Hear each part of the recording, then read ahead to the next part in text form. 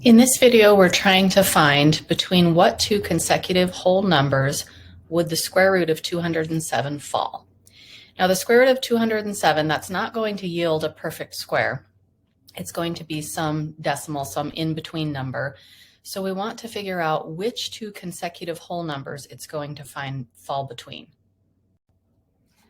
To start, let's do a little bit of exploring on perfect squares.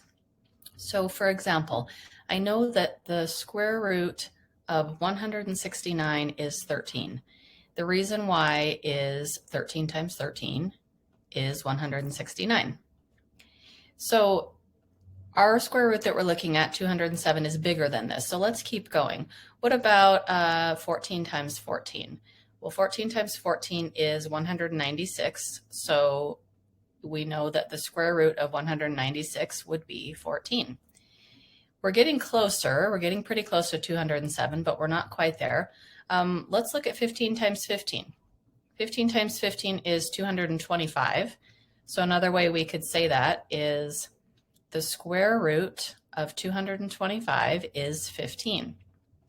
Now I think we're narrowing it down a little bit here because 207 is in between 196 and 225, right? So we know that the square root of 207 is going to be less than the square root of 225, and it's going to be greater than the square root of 196. These are the perfect squares, 196 and 225, that 207 falls between. So now we just found out that the square root of 196 is 14, and we found out that the square root of 225 is 15. So we can rewrite our inequality a little bit here, and we'll say that the square root of 207 is in between 14 and 15.